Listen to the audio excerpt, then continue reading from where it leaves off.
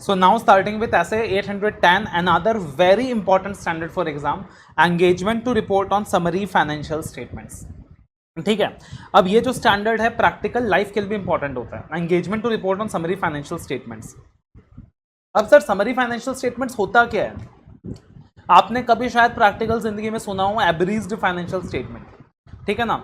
Section 136 if you remember, law के अंदर section 136 if you remember, listed companies के पास ऑप्शन होता है कि instead of issuing full fledged financial statements to the members, they may circulate abridged financial statement, जो कि एक समराइज्ड वर्जन होता है फाइनेंशियल स्टेटमेंट का, फॉर्म AOC 4 होता है उसका। तो उस हिसाब से वो समराइज्ड फाइनेंशियल स्टेटमेंट यानी एब्रीज्ड फाइनेंशियल स्टेटमेंट मेंबर्स को सर्कुलेट कर सकते हैं, but at the same time they will have to give the access of the full financial statement to the members. At the same time they will have to give the access of full financial statement to the members. तो same way में ऐसे 810 है, same चीज़ है यहाँ पे कि भाई साहब एज ए ऑडिटर अगर management summary financial statements prepare करती है, ठीक है, अगर management summary financial statements prepare करती है यानी एवरेज्ड फाइनेंशियल स्टेटमेंट्स प्रिपेयर करती है, तो एक तो वो सेक्शन 136 के हिसाब से भी प्रिपेयर किया जा सकता है एज पर दैट क्राइटेरिया, या फिर किसी और पर्पस के लिए भी किया जा सकता है। तो इन दैट सिचुएशन अपन भी एज ए ऑडिटर इंश्योर करेंगे कि भाई ये जो समरी फाइनेंशियल स्टेटमेंट है ये फेयर समरी है कि नहीं है, और साथ ही साथ जो भी मेन ऑडिटेड फाइनेंशियल स्टेटमेंट्स हैं उसको भी यूज़र को विदाउट एनी डिफिकल्टी एक्सेस दिया जा रहा है कि नहीं। समझे ना, लॉजिक समझे ना कि सेक्शन 136 में क्या बोला? सेक्शन 136 में बोला कि लिस्टेड कंपनी चाहे तो एवरेज्ड फाइनेंशियल स्टेटमेंट मेंबर्स को दे सकती है instead of the full fledged financial statement, मगर मेंबर्स के पास एक्सेस होना चाहिए फुल फाइनेंशियल स्टेटमेंट का भी। कोई भी मेंबर चाहे तो फुल फाइनेंशियल स्टेटमेंट का भी एक्सेस उसको मिलना चाहिए, मैनेजमेंट मना नहीं कर सकता एक्सेस के लिए। तो सेम वे में अगर अपन एज ए ऑडिटर इसी एवरेज्ड फाइनेंशियल स्टेटमेंट को ऑडिट एक्सेप्ट करें, तो अपने को भी तो इंश्योर करना चाहिए ना कि वो फेयर समरी है कि नहीं है, और जो ऑडिटेड फाइनेंशियल स्टेटमेंट है उसका एक्सेस यूजर्स को मिल रहा है कि नहीं मिल रहा। तो उसी कॉन्सेप्ट पे ये स्टैंडर्ड डिराइव्ड है, ठीक है। तो सबसे पहले समरी फाइनेंशियल स्टेटमेंट होता क्या है सर? नाम से पता चल रहा है इट्स अ समरी, और समरी किस चीज़ से बनी होगी? ये ऑडिटेड फाइनेंशियल स्टेटमेंट से बनी होगी, हिस्टोरिकल फाइनेंशियल स्टेटमेंट से ही बनी है। So this is a summary which is derived from the historical financial statement only, but it is less detailed than the historical financial statement. But ऐसा नहीं है कि फाइनेंशियल स्टेटमेंट में एसेट लायबिलिटी का sequence वगैरह कुछ और था, रेवेन्यू का कुछ और था, यहाँ पे आपने कुछ भी आरा टेरा करके बना दिया, नहीं। तो ये जो समरी फाइनेंशियल स्टेटमेंट भी बनेगा ना, ये भी एक स्ट्रक्चर्ड रिप्रेजेंटेशन प्रोवाइड करना चाहिए, ये भी एक स्ट्रक्चर्ड रिप्रेजेंटेशन प्रोवाइड करना चाहिए consistent with the financial statement of the entity, ठीक है। तो समरी फाइनेंशियल स्टेटमेंट क्या हो गया sir? It is a historical financial information derived from the financial statement but less detailed than financial statement. मगर ऐसा नहीं आरा टेरा कुछ भी कैसे भी सीक्वेंस कर दो, नहीं। आपको फिर भी क्या प्रोवाइड करना है? स्ट्रक्चर्ड रिप्रेजेंटेशन प्रोवाइड करना that is consistent with that provided by the financial statement of the entity, economic of resources और obligations at a point of time और the changes therein for a period of time. अब साहब particularly ये summary financial statement बनेगा किससे? Audited financial statement से, ठीक है। अब ये समरी फाइनेंशियल स्टेटमेंट बनेगा कैसे? समरी बनाने का कोई तो क्राइटेरिया होगा, तो जो क्राइटेरिया यूज किया जाएगा मैनेजमेंट के द्वारा for the preparation of the summary financial statement, उसको हमने नाम दिया अप्लाइड क्राइटेरिया। उसको हमने नाम क्या दिया सर? Applied criteria. तो जैसे अपन नॉर्मली ऑडिट में खेलते हैं ना, वो FRF खेलते हैं, फाइनेंशियल स्टेटमेंट FRF के सबसे बना कि नहीं बना, एक्सेप्टेबल FRF। यहाँ पे अपन FRF नहीं खेलेंगे, यहाँ पे अपन AC खेलेंगे। AC खेलेंगे मतलब भाई जो क्राइटेरिया है वो एक्सेप्टेबल है कि नहीं, मैनेजमेंट ने सही क्राइटेरिया यूज़ किया कि नहीं, तो अपन यहाँ पे AC खेलेंगे, अप्लाइड क्राइटेरिया खेलेंगे, ठीक है जी। वापस से इस पार्टिकुलर स्टैंडर्ड के अंदर भी अपन वो 3 फेजेस में डिवाइड कर देंगे, that is considerations when accepting the engagement, planning and performing the audit and reporting, and उसके अलावा और भी काफ़ी सारी छोटी छोटी रिक्वायरमेंट्स है जो स्टैंडर्ड के अंदर आएंगी, ठीक है। जो नॉर्मली अपन मेन स्टैंडर्ड्स में करते थे वो सारी रिक्वायरमेंट्स यहाँ भी आएंगी। तो सबसे पहले considerations when accepting the engagement. साहब मैं CS सानिध्य सराफ हूँ, मैं एक ऑडिटर हूँ, आप भी अपने आप को इमेजिन कर सकते हो। मैनेजमेंट ने मेरे को ऑफर दिया, बोला Sannidhya sir please accept our request to report on summary financial statements, we request you sir. तो क्या मुझे एक्सेप्ट करना चाहिए कि नहीं, क्या देखना चाहिए? अब मैं क्या देखूंगा पता है? मैं ये देखूंगा तूने मेरे को मेन फाइनेंशियल स्टेटमेंट को ऑडिट दिया था क्या, अगर तूने मेरे को मेन फाइनेंशियल स्टेटमेंट का ऑडिट दिया था तभी मैं ये ऑडिट एक्सेप्ट करूंगा, अगर तूने मेरे को ऑडिटेड फाइनेंशियल स्टेटमेंट का ऑडिट नहीं दिया था तब मैं ये ऑडिट एक्सेप्ट नहीं करूंगा, बिकॉज वही बंदा जिसने ऑडिटेड फाइनेंशियल स्टेटमेंट का ऑडिट किया है, हिस्टोरिकल फाइनेंशियल स्टेटमेंट्स का, मेन फाइनेंशियल स्टेटमेंट्स का, उसके पास ही उतना नॉलेज होएगा कि वो क्या कर सकता है सर, समरी फाइनेंशियल स्टेटमेंट का ऑडिट एक्सेप्ट कर सकता है। तो सबसे पहली चीज ये हो गई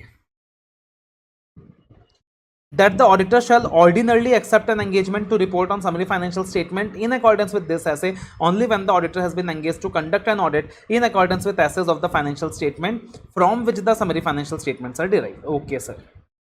उसके बाद sir before accepting the engagement, ऐसे 210 में नॉर्मली अपन क्या बोलते थे कि एंगेजमेंट एक्सेप्ट करने से पहले अपन देखेंगे कि भाई एफआरएफ एक्सेप्टेबल है कि नहीं, लेकिन यहाँ और फिर मैनेजमेंट से राइटिंग में लेते थे, मैनेजमेंट का एक्नॉलेजमेंट लेते थे, याद है? यहां भी सेम टू सेम कॉन्सेप्ट है, सेम टू सेम कॉन्सेप्ट है सर, लेकिन एफआरएफ की जगह आ जाएगा अप्लाइड क्राइटेरिया। तो यहां भी देखिए सेम चीज है, before accepting engagement to report on SFS auditor shall. सबसे पहले रिकॉल करो 210 में क्या था, हम डिटरमाइन करते थे वेदर एफआरएफ इज एक्सेप्टेबल और फिर मैनेजमेंट से रिटर्न में लेते थे, मैनेजमेंट से एक एग्रीमेंट एंटर करते थे कि मैनेजमेंट एक्नॉलेज करता है, अपनी रिस्पॉन्सिबिलिटीज को समझता है, याद है? सेम चीज यहां, सेम चीज यहां। तो before accepting an engagement to report on SFS, auditor क्या करने वाला है सर, डिटरमाइन करने वाला है whether applied criteria is acceptable. Auditor determine करने वाला है sir whether the applied criteria is acceptable, और उसके अलावा ऑडिटर मैनेजमेंट से रिटर्न में लेने वाला है, मैनेजमेंट से एग्रीमेंट लेने वाला है, दैट मैनेजमेंट एक्नॉलेजेस करता है और अपनी रिस्पॉन्सिबिलिटी को समझता है। तो वहां अपन क्या बोलते थे, मैनेजमेंट एक्नॉलेज करता है, अपनी रिस्पॉन्सिबिलिटी को समझता है कि फाइनेंशियल स्टेटमेंट एफआरएफ के हिसाब से बनाना मैनेजमेंट का काम है। अब यहाँ सेम कॉन्सेप्ट रहेगा विद मॉडिफिकेशन। तो यहाँ अपन क्या एक्नॉलेजमेंट लेंगे, दैट मैनेजमेंट एक्नॉलेज करता है, अपनी रिस्पॉन्सिबिलिटीज को अंडरस्टैंड करता है कि समरी फाइनेंशियल स्टेटमेंट को अप्लाइड क्राइटेरिया के हिसाब से बनाने का काम मैनेजमेंट का है, दैट इंटेंडेड यूजर्स को ऑडिटेड फाइनेंशियल स्टेटमेंट्स अवेलेबल कराई जाएंगी विदाउट अनड्यू डिफिकल्टी, जो कि ऑब्जेक्टिव था मेन, दैट जो भी इंटेंडेड यूजर्स होंगे उनको ऑडिटेड फाइनेंशियल स्टेटमेंट्स भी अवेलेबल कराई जाएगी विदाउट एनी डिफिकल्टी।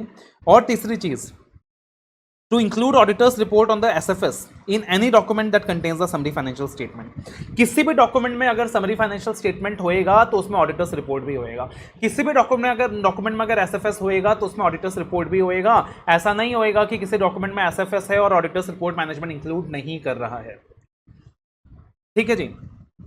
तो सबसे पहले हमने before accepting the engagement management से हमने क्या किया सर, हमने एग्री कराया कि सबसे पहले हमने देखा कि भाई FRF applied criteria, not FRF यार, determine whether applied criteria is acceptable, management का एक्नॉलेजमेंट ऑब्टेन किया, अंडरस्टैंडिंग देखा कि मैनेजमेंट एक्नॉलेज कर रहा है अपनी रिस्पॉन्सिबिलिटी को, that preparation of SFS as per applied criteria management का काम है, दैट इंटेंडेड यूजर्स को एएफएस का एक्सेस दिया जाएगा विदाउट एनी डिफिकल्टी, और जिस भी डॉक्यूमेंट में एसएफएस आएगा उसमें ऑडिटर्स रिपोर्ट भी आएगा।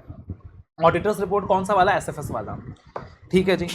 और फाइनली अपन एग्री करने वाले हैं with the management regarding the form of opinion to be expressed on the SFS. और अगर ऑडिटर कंक्लूड करता है कि अप्लाइड क्राइटेरिया अनएक्सेप्टेबल है तो in that situation auditor engagement accept नहीं करेगा।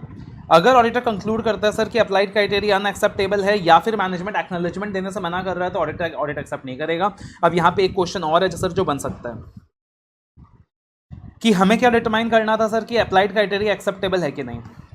जैसा हम ऐसा 210 में देखते थे कि एफआरएफ एक्सेप्टेबल है कि नहीं, लेकिन अब कौन से फैक्टर्स हैं जो अफेक्ट करेगा ऑडिटर्स डिटर्मिनेशन कि अप्लाइड क्राइटेरिया एक्सेप्टेबल है कि नहीं। ऐसे 210 में भी सेम था कि कौन से फैक्टर्स हैं जो ऑडिटर देखेगा टू सी कि एफआरएफ एक्सेप्टेबल है कि नहीं। तो याद करो वहां क्या देखा था, यहाँ भी सेम पॉइंट ही है लगभग। वहां पर ने क्या देखा था, नेचर ऑफ द एंटिटी। तो यहाँ भी सेम चीज़ है sir, nature of the entity. आप देखो नेचर ऑफ द एंटिटी, आप देखो पर्पस क्या है समरी फाइनेंशियल स्टेटमेंट का, आप देखो इंटेंडेड यूजर्स की नीड क्या है, आप देखो नेचर ऑफ द एंटिटी, आप देखो पर्पस क्या है समरी फाइनेंशियल स्टेटमेंट का, आप देखो इंटेंडेड यूजर्स की नीड क्या है, और आप देखना कि अप्लाइड क्राइटेरिया फॉलो करने की वजह से, अप्लाइड क्राइटेरिया फॉलो करने की वजह से समरी फाइनेंशियल स्टेटमेंट मिसलीडिंग तो नहीं हो जाएगा ना। अगर अप्लाइड क्राइटेरिया फॉलो करने की वजह से समरी फाइनेंशियल मिसलीडिंग हो जाएगा इसका मतलब वो एक्सेप्टेबल नहीं है, बात क्लियर है। ठीक है, तो ये चार चीजें देखेंगे। तो यहाँ दो क्वेश्चन बन सकता है sir, considerations when accepting the engagement एक ओवरऑल क्वेश्चन बन सकता है, या फिर फैक्टर्स दैट में decide the auditors determination of acceptability of applied criteria, ये क्वेश्चन बन सकता है।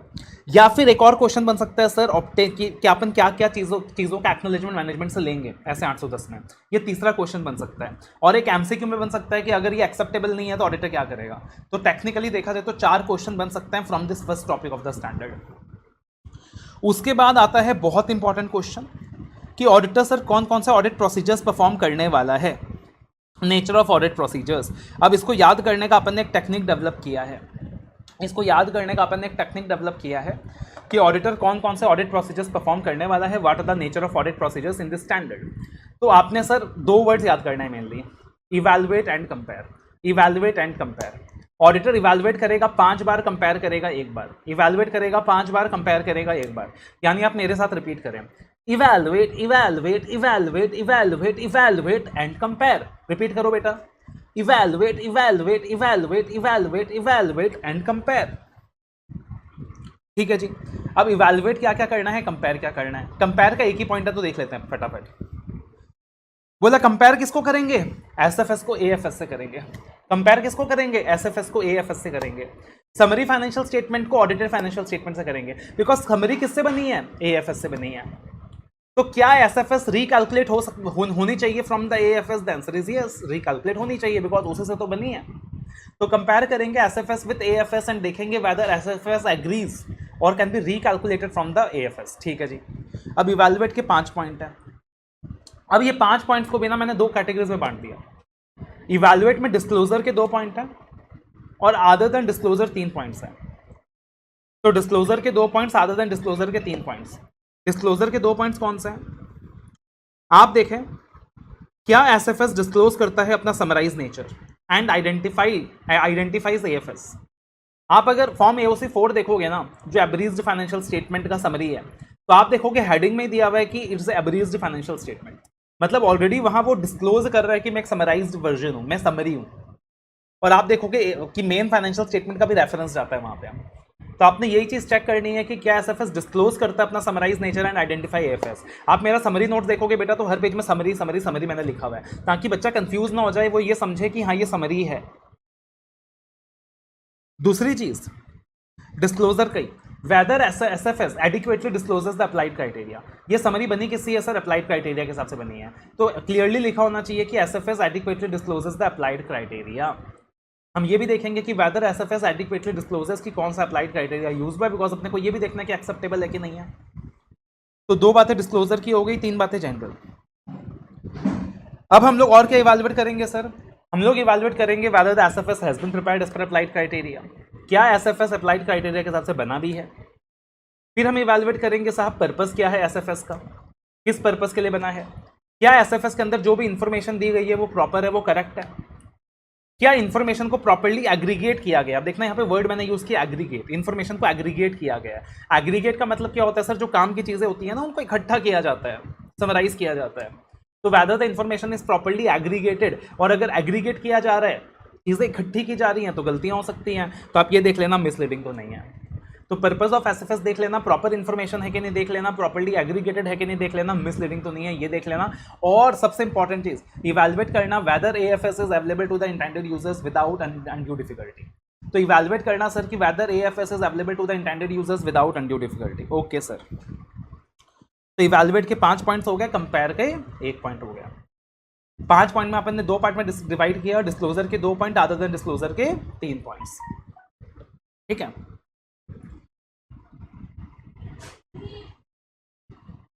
उसके बाद आता है elements of auditor's report. Elements of auditor's report से पहले और भी है फॉर्म ऑफ ओपिनियन। तो सर अगर फॉर्म ऑफ ओपिनियन की बात की जाए तो बेटा या तो अनमॉडिफाइड ओपिनियन होएगा या मॉडिफाइड ओपिनियन होएगा। और इसमें एक चीज़ ध्यान रखना, यहाँ एसएफएस वाले केस में मॉडिफिकेशन में वो इज्जत वाली चीज़ें नहीं है, क्वालिफाइड वगैरह। यहाँ सीधा इज्जत उड़ाने वाली चीज़ है, मतलब एडवर्स। मतलब या तो आप अनमॉडिफाइड ओपिनियन दोगे या एडवर्स ही दोगे। अब देखो लॉजिकली सोचो, लैंग्वेज क्या होएगा। नॉर्मली आप क्या बोलते हो, अगर financial statement in all material respects as per FRF बना है तब इन दैट सिचुएशन हम अनमॉडिफाइड ओपिनियन देंगे। और अगर financial statement in all material respects FRF के हिसाब से नहीं बना है तब हम मॉडिफाइड ओपिनियन देंगे। यही तो अपन लैंग्वेज यूज करते थे कंप्लायंस फ्रेमवर्क में। और अगर फेयर प्रेजेंटेशन फ्रेमवर्क होता था तो लैंग्वेज क्या यूज करते थे कि अगर financial statements true and fair view reflect करता है, ट्रू एंड फेयर है, तब हम अनमॉडिफाइड ओपिनियन देंगे। और ट्रू एंड फेयर नहीं है तो अनमॉडिफाइड ओपिनियन देंगे। ऐसे ही बोलते थे ना। तो यहाँ भी सेम होगा यार, कुछ अलग नहीं होगा। Unmodified opinion on SFS. अगर एसएफएस कंसिस्टेंट है इन all material respects with the audited financial statements, तब अनमॉडिफाइड ओपिनियन दोगे। और या फिर अगर एसएफएस एक फेयर समरी है of audited financial statements in accordance with the applied criteria, तब भी यहाँ पे अनमॉडिफाइड ओपिनियन देंगे। तो एफआरएफ की जगह यहाँ अप्लाइड क्राइटेरिया आ जाएगा सर, बाकी तो सेम ही है, ठीक है ना। और यहाँ पे ये सेंटेंस आएगा कि whether SFS is consistent in all material respects with the AFS, क्योंकि बना तो एएफएस से है, या फिर whether SFS is a fair summary of AFS. अगला टॉपिक आता है छोटा सा, इसमें अमेंडमेंट भी है, timing of work and events subsequent to the date of auditor's report on the AFS. अब देखना बेटा बहुत सिंपल सी चीज़ है, सब्सिक्वेंट इवेंट का स्टैंडर्ड याद करो, ऐसे 560 याद करो। मान लो 31 March is the date of financial statements, जिस दिन फाइनेंशियल स्टेटमेंट्स प्रिपेयर हुई है, and 25th of May is the date when the audit report has been issued. तो मान लो 31 मार्च कौन सी डेट है सर, फाइनेंशियल स्टेटमेंट्स वाली डेट है, जिस दिन फाइनेंशियल स्टेटमेंट्स प्रिपेयर हुआ है। 25th May is the date when the audit report is been prepared. तो मान लो कोई ऐसा इवेंट होता था जो 31 मार्च के बाद होता था बट ऑडिटर्स रिपोर्ट से पहले होता था, तो उसको अपन सब्सिक्वेंट इवेंट बोलते थे। क्या बोलते थे साहब, सब्सिक्वेंट इवेंट बोलते थे। और अपने को ये देखना पड़ता था ऐसे 560 में कि whether such events has been considered by management, whether such events has been considered by management, whether such events has been adjusted as per AS4 और whether such events has been properly disclosed as per AS4। याद है? अब मान लो sir 25 जून को हमने audit report issue किया SFS का, 25 जून को हमने ऑडिट रिपोर्ट इशू किया एसएफएस का, ठीक है जी, लॉजिकल। अब सर आप लॉजिकल इस चीज सोच के बताओ कि ये जो एसएफएस बना है ये किसके बेसिस में बना है? सर ये जो एसएफएस बना है ये तो एएफएस के बेसिस में बना है, ऑडिटेड फाइनेंशियल स्टेटमेंट्स के बेसिस में बना है। और ऑडिटेड फाइनेंशियल स्टेटमेंट में कब तक के इवेंट्स इनकॉर्पोरेटेड है सर? ऑडिट रिपोर्ट की डेट तक। तो इसका मतलब ये जो बीच में एक महीने का गैप आ रहा है, 25 मई से 25 जून के बीच जो एक महीने का गैप आ रहा है, इसमें जो भी इवेंट्स हुए होंगे, इनको अपन कंसिडर नहीं करेंगे for the purpose of SFS audit report. अपन तो सिर्फ ऑडिट जो अपना एसएफएस बना है, जो अपना एएफएस बना है, एएफएस में जो इवेंट्स कंसिडर्ड है उसी को कंसिडर करेंगे। तो ऑडिट रिपोर्ट के डेट के बाद ये जो गैप आया है, क्या आया बेटा, गैप आया एक महीने का, इसमें जो इवेंट्स हुए होंगे इसको अपन कंसिडर नहीं करेंगे। क्लियर है? ये तो सिचुएशन नंबर 1 है। लेकिन बेटा एक सिचुएशन नंबर 2 भी है। आपको याद होगा ऐसे 560 में सिर्फ इवेंट्स की बात नहीं होती थी, फैक्ट्स की भी बात होती थी। तो ऐसे 560 दो पार्ट में डिवाइडेड था।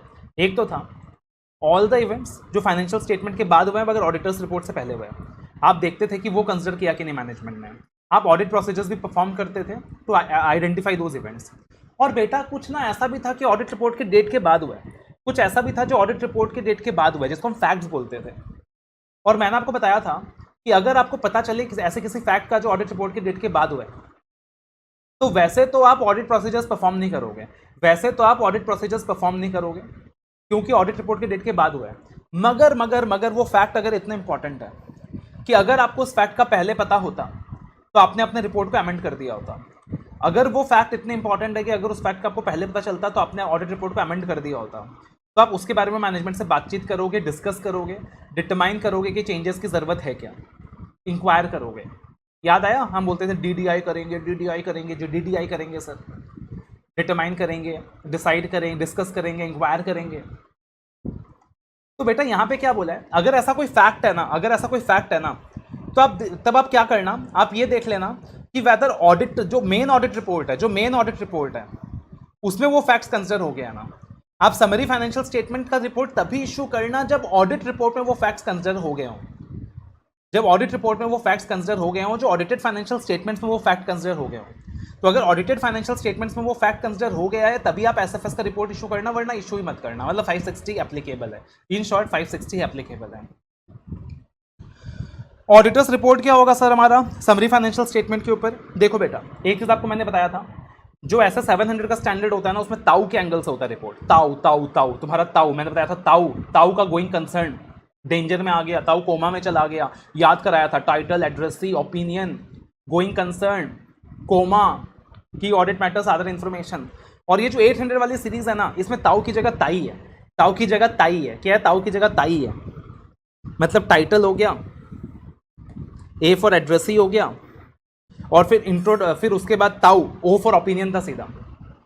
यहां क्या करेंगे पता है? यहां क्या करेंगे, ओपिनियन का पैरा अलग है, और एक identification, I for identification, identification of SFS का पैरा अलग है।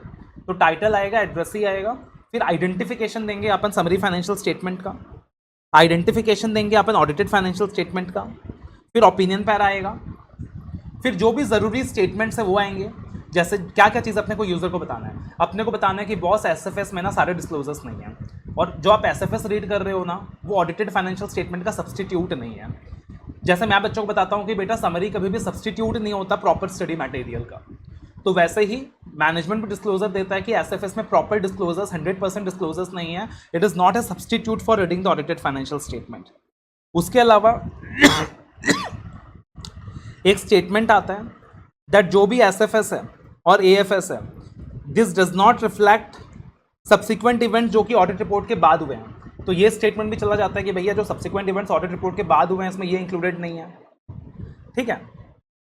फिर पार्टिकुलरली अगर हमने अनमॉडिफाइड ओपिनियन एक्सप्रेस किया है, अगर हमने अनमॉडिफाइड ओपिनियन एक्सप्रेस किया है, ठीक है, अगर हमने अनमॉडिफाइड ओपिनियन एक्सप्रेस किया है ऑन ऑडिटेड फाइनेंशियल स्टेटमेंट, तो हम क्या करेंगे, एएफएस को रेफर करेंगे, refer to the report on AFS. एक याद है वहाँ पे मैनेजमेंट रिस्पॉन्सिबिलिटी, ऑडिटर्स रिस्पॉन्सिबिलिटी आता था, यहाँ भी आएगा मैनेजमेंट रिस्पॉन्सिबिलिटी का एक स्टेटमेंट आएगा कि management is responsible for the preparation of summary financial statement in accordance with the applied criteria. और एक ऑडिटर्स रिस्पॉन्सिबिलिटी का स्टेटमेंट आएगा that we have done the audit as per this very SA. और फिर अपने बाकी जो कॉमन पॉइंट्स होते थे, डेट, प्लेस, सिग्नेचर, वो सारा कुछ तो आएगा ही आएगा। अब उसके बाद एक बहुत इंपॉर्टेंट एरिया आता है, सर अगर हमारा एएफएस का जो ओपिनियन है और एसएफएस का ओपिनियन है सेम है, फिर तो कोई दिक्कत की बात ही नहीं है। बट हमने एएफएस के ऊपर जो ओपिनियन दिया वो हमारे एसएफएस के ओपिनियन से अलग है। अगर हमारा दोनों ओपिनियन सेम है, वहां भी अनमॉडिफाइड ओपिनियन दिया, यहां भी अनमॉडिफाइड ओपिनियन है, कोई दिक्कत की बात ही नहीं है। लेकिन वहां जो ओपिनियन दिया एएफएस के ऊपर that is different from SFS. अब यहां क्या ध्यान रखना है, अब अलग अलग सिचुएशंस क्या हो सकती हैं सर। सबसे पहला, आपने ऑडिटेड फाइनेंशियल स्टेटमेंट के ऊपर अनमॉडिफाइड ओपिनियन दिया, बट एसएफएस के ऊपर मॉडिफाइड ओपिनियन दिया। ये कब होगा, जब एसएफएस एएफएस की फेयर समरी नहीं होगी, जब एसएफएस एएफएस से प्रॉपर्ली डिराइव नहीं होगा, जब इंफॉर्मेशन प्रॉपर्ली एग्रीगेटेड नहीं होगा, तब इन दैट सिचुएशन आप मैनेजमेंट को क्या बोलोगे पता है, मैनेजमेंट सुनना, मैनेजमेंट सुनना, ये जो एसएफएस है ये एएफएस की फेयर समरी नहीं है, अप्लाइड क्राइटेरिया के हिसाब से नहीं है, चेंजेस कर देना। मैनेजमेंट बोलेगा नहीं मैं तो नहीं करता चेंजेस, तब ऑडिटर क्या करेगा पता है, और ये sir qualified opinion, qualified oblique adverse आपने ऐसा 705 में पढ़ाया था, नहीं बेटा नहीं, यही ध्यान रखना है। यहाँ पे 810 में सीधा मैनेजमेंट की वाट लगा देनी है, बैंड बजा देनी है, उसकी लंका जला देनी है।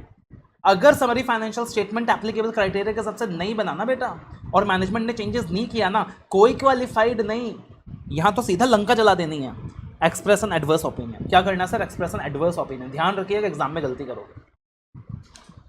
दूसरी चीज, मान लीजिए आपने ऑडिटेड फाइनेंशियल स्टेटमेंट के ऊपर एडवर्स ओपिनियन दिया है या डिस्क्लेमर ऑफ ओपिनियन दिया है। अब साहब आप सोच के देखो, एडवर्स ओपिनियन का मतलब क्या हो गया, पूरा फाइनेंशियल स्टेटमेंट गलत है साहब। मटेरियल मिस स्टेटमेंट में, फाइनेंशियल स्टेटमेंट में जो मटेरियल मिस स्टेटमेंट्स है वो मटेरियल भी है, परवेसिव भी है, पूरा गलत है। डिस्क्लेमर का मतलब आप पूरे एएफएस को चेक ही नहीं कर पाए।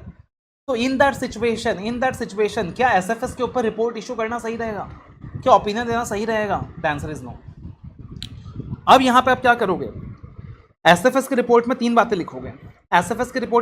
लिखोगे। पहली बात, statement that report on AFS contains adverse opinion oblique disclaimer. दूसरी बात, describe the basis of above. And तीसरी बात, सबसे इंपॉर्टेंट बात, statement that as a result of the above it is inappropriate to express an opinion of the SFS. Statement that as a result of the above it is inappropriate to express opinion on SFS. और तीसरी चीज जिससे इस बार amendment आया है, आपने audited financial statement के ऊपर अगर क्वालिफाइड ओपिनियन दिया, ईओएम पैरा दिया या फिर अदर मैटर पैरा इंक्लूड किया, ठीक है जी। पहले मैं ये तीन चीज बता रहा हूं खाली, हाँ, आपने क्वालिफाइड ओपिनियन दी, ईओएम पैरा इंक्लूड किया या ओएम पैरा इंक्लूड किया। अगर आपको लगता है कि वैसे तो SFS is a fair summary of the audited financial statement, यानी देना तो अपने को अनमॉडिफाइड ओपिनियन ही है, मगर क्योंकि हमने ऑडिटेड फाइनेंशियल स्टेटमेंट के अंदर क्वालिफाइड ओपिनियन इंक्लूड करा था, ईओएम इंक्लूड करा था, अदर मैटर इंक्लूड करा था, तो हमारा जो एसएफएस का रिपोर्ट होगा हम यहाँ भी इस बात को रेफर करेंगे, हम अपने रिपोर्ट में स्टेट करेंगे कि हमारा जो एएफएस का रिपोर्ट था उसमें हमने क्वालिफाइड ओपिनियन इशू किया था या ईओएम इशू किया था या अदर मैटर्स इशू किया था, हम उसका बेसिस डिस्क्राइब करेंगे और इवैल्यूएट करेंगे कि उसका कोई भी इफेक्ट हमारे एसएफएस में आता है क्या, इवैल्यूएट करेंगे कि उसका कोई भी इफेक्ट हमारे समरी फाइनेंशियल स्टेटमेंट में आता है क्या। अब सर पहले ये 3 बातें थी खाली, अब अमेंडमेंट में क्या आया है, 2 बातें ऐड कर दी है, रादर 3 बातें ऐड कर दी है। बोला सर एक मुर्गा पैराग्राफ भी तो था 570 में, material uncertainty related to going concern paragraph, एक कैम पैराग्राफ भी तो था 701, और सर एक अदर इंफॉर्मेशन पैराग्राफ भी तो था 720, statement of uncorrected material miss statement of other information 720। वो 3 का क्या करें, तो वो 3 भी ऐड कर दिया कि अगर ऑडिटेड फाइनेंशियल स्टेटमेंट के ऊपर आपने ये 3 चीजें भी ऐड की हैं, मतलब आपने वहां मुर्गा पैराग्राफ इंक्लूड किया है या फिर कैम इंक्लूड किया है या फिर statement of uncorrected material miss statement या ऑफ अदर इंफॉर्मेशन इंक्लूड किया है, तो यहां भी सेम ट्रीटमेंट होएगा, इन 3 के केसेस में भी सेम ट्रीटमेंट होएगा।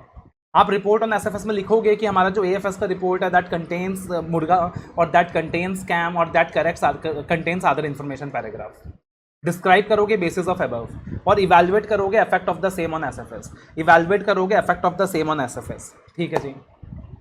अब मैं इसको सर एक हिस्से में और डिवाइड कर रहा हूं, पहला 5 और लास्ट अलग।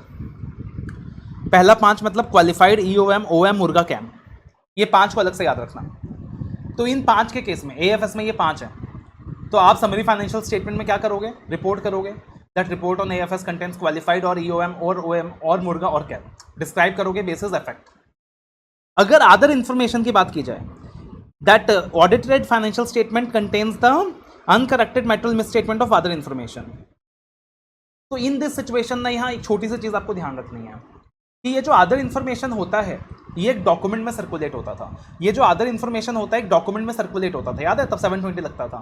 तो इसका जो आप इफेक्ट कंसिडर करने वाले हो ना वो एसएफएस में नहीं कंसिडर करने वाले हो, इसका इफेक्ट आप कंसिडर करने वाले हो उसी डॉक्यूमेंट में जिसमें एएसएफएस है, इसका जो आप इफेक्ट कंसिडर करने वाले हो वो कंसिडर करने वाले हो उसी डॉक्यूमेंट में जिसमें एसएफएस है।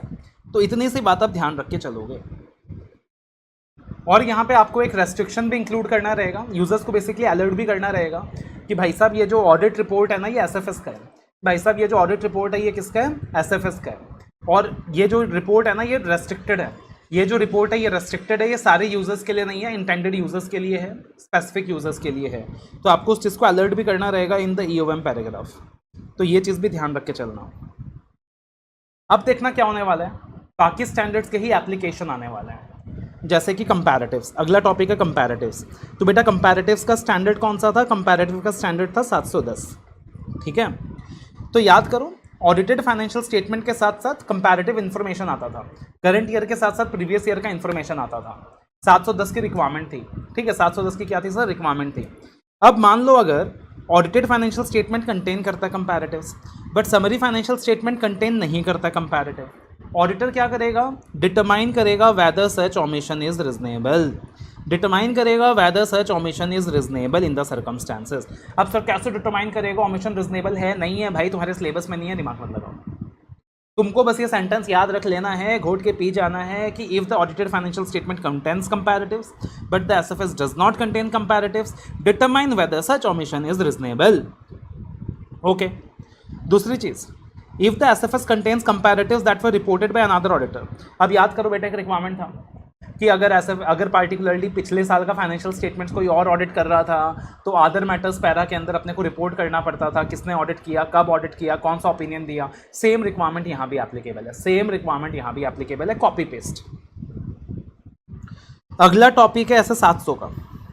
आपको याद है ऐसा 700 में एक टॉपिक अपन ने किया था कि अगर सप्लीमेंट्री फाइनेंशियल स्टेटमेंट प्रेजेंट किया जा रहा है with the audited financial statement तो अपन इवैल्यूएट करते थे वो इंटीग्रल है कि नहीं है, अगर इंटीग्रल नहीं है तो अपन इवैल्यूएट करते थे क्लियरली डिफरेंशिएटेड है क्या, अगर क्लियरली डिफरेंशिएटेड नहीं है तो अपन मैनेजमेंट से रिक्वेस्ट करते थे कि प्लीज़ डिफरेंशिएट करो, और अगर मैनेजमेंट ने डिफरेंशिएट नहीं किया तो अगर मैनेजमेंट मना करता था तो अपन रिपोर्ट में लिखते थे कि भैया हम जो ओपिनियन है ना वो इस सप्लीमेंट्री इन्फॉर्मेशन पे नहीं दे रहे। याद आया, सेम चीज़ यहाँ है, copy paste.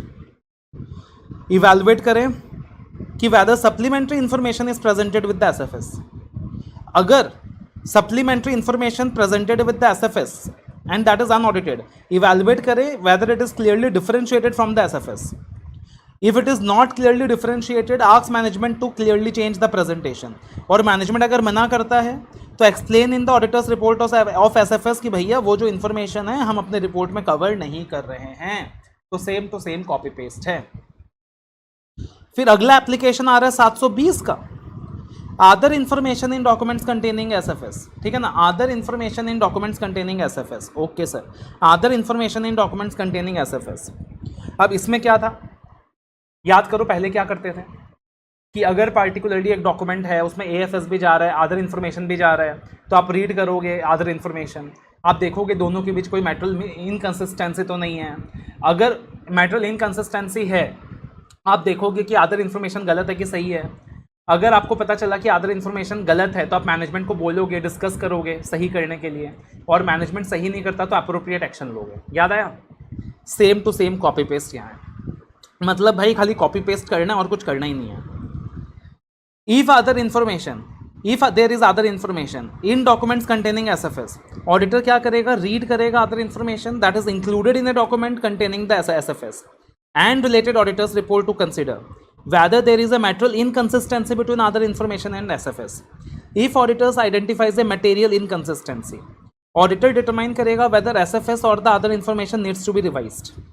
And if auditor becomes aware that other information needs to be revised, discuss the matter with the management. और यहाँ लिख लेना if management refuses, take appropriate action. If management refuses, take appropriate action. Sir appropriate action क्या होगा भाई, तुम्हारे syllabus का part नहीं है, इतना लिखो बस काम खत्म है। Take appropriate action. Last topic of the standard, auditors association.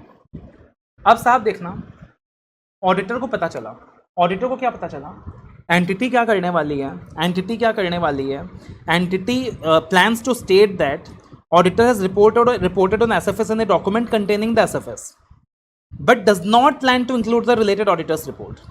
मतलब मान लो सर आपने ना एसएफएस का ऑडिट नहीं किया, आपने एसएफएस का ऑडिट नहीं किया, ठीक है, या फिर आपने एसएफएस का ऑडिट किया भी है, तो होता क्या है कि जिस डॉक्यूमेंट में एसएफएस जाएगा उसी डॉक्यूमेंट में रिपोर्ट जाएगा। याद है ना, प्री कंडीशन लगाया था, जिस डॉक्यूमेंट में एसएफएस जाएगा उसमें रिपोर्ट जाएगा, जिसमें एसएफएस जाएगा उसमें रिपोर्ट जाएगा। बट आपको पता चला मैनेजमेंट दुगलापन कर रही है, तुमको तो एक्नॉलेजमेंट दिया था कि एसएफएस जहां जहां जाएगा आपका रिपोर्ट जाएगा, बट मैनेजमेंट प्लान कर रही है टू इंक्लूड ए स्टेटमेंट जहां एसएफएस जाएगा बट आपका रिपोर्ट नहीं जाएगा।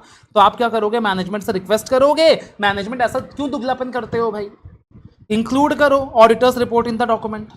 और अगर मैनेजमेंट ऐसा नहीं करता, मैनेजमेंट बोलता है नहीं करेंगे भाई, जो करना कर, तो ऑडिटर क्या करेगा, डिटरमाइन करेगा, कैरी आउट करेगा other appropriate actions, carry out करेगा other appropriate actions to prevent management from inappropriately associating.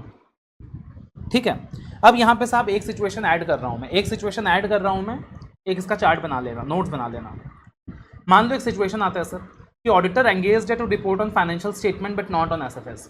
Auditor is engaged to report on financial statement but not on SFS. ठीक है जी, एंटिटी प्लान कर रही है to make a statement in a document referring to the auditor, entity plan कर रही है to make a statement in a document referring to the auditor. अब तुम्हारा दिमाग एकदम सतर्क रहना चाहिए, सावधान रहना चाहिए। अरे मैंने एएफएस का ऑडिट किया है, एसएफएस का ऑडिट किया ही नहीं है, ये एक स्टेटमेंट इशू करने वाले हैं जिसमें ऑडिटर को रेफर करने वाले हैं। तो साहब लॉजिकल सी चीज़ सोचो, उस स्टेटमेंट में रेफरेंस किसका होना चाहिए, खाली एएफएस का, खाली एएफएस का रेफरेंस होना चाहिए। ऐसा कोई भी इंप्रेशन क्रिएट नहीं होना चाहिए, ऐसा कोई भी इंप्रेशन क्रिएट नहीं होना चाहिए कि ऑडिटर एसएफएस के ऊपर रिपोर्ट किया ऑडिटर ने, क्योंकि मिसलीडिंग हो जाएगा, गलत हो जाएगा, शेयर होल्डर्स को गुमराह करने वाली बात हो जाएगी। तो ऑडिटर इंश्योर करेगा कि साहब रेफरेंस सिर्फ एएफएस का रिस्पेक्ट में दिया जा रहा है और कहीं भी ऐसा कोई इंप्रेशन नहीं दिया जा रहा है कि ऑडिटर ने एसएफएस के ऊपर रिपोर्ट किया है। लेकिन अगर ऐसा नहीं है, अगर ऐसा नहीं है मतलब दोनों में से कोई भी एक कंडीशन वायलेट होती है, ऑडिटर मैनेजमेंट से रिक्वेस्ट करेगा, काहे ऐसा करते हो, काहे गलत करते हो, स्टेटमेंट को चेंज करो, या फिर ऑडिटर का नाम रेफर मत करो, या तो तू स्टेटमेंट को चेंज कर दे, या तो ऑडिटर का नाम रेफर मत कर, या तो तू स्टेटमेंट को चेंज कर दे, या ऑडिटर का नाम रेफर मत कर, या फिर एसएफएस का ऑडिट करा लो मुझसे, मेरा रिपोर्ट इंक्लूड कर दो, बात ही खत्म। मैनेजमेंट एग्री नहीं करती, नहीं करेंगे जी, ना स्टेटमेंट चेंज करेंगे, ना ऑडिटर का नाम हटाएंगे, ना तेरे से ऑडिट कराएंगे। अब हम क्या करेंगे, कुछ नहीं करेंगे, take appropriate actions, take appropriate actions to prevent management from inappropriately referring to the auditor. तो आप देखोगे कुल मिलाकर पूरे चैप्टर में, अगर आपको पता है कि SFS is not a fair summary, qualified disclaimer नहीं है, सीधा एडवर्स दो। और बाकी सिचुएशंस में आप देखोगे take appropriate action, take appropriate action, take appropriate action, उसके ज्यादा पीछे कुछ नहीं, ठीक है ना। तो this is what you have to remember in SA 810। मजा आया कि नहीं आया, याद हुआ कि नहीं हुआ। वॉइस क्लिप्स भी अवेलेबल होंगे, कम टाइम में वॉइस क्लिप के थ्रू भी रिवाइज कर सकते हो, ठीक है ना। और बाकी मजा आया तो यार वीडियो को लाइक करो यार, लाइक की छड़ी लगा दो, वीडियो को शेयर करो दोस्तों के साथ, और कमेंट करके बताओ आगे और क्या क्या चाहिए।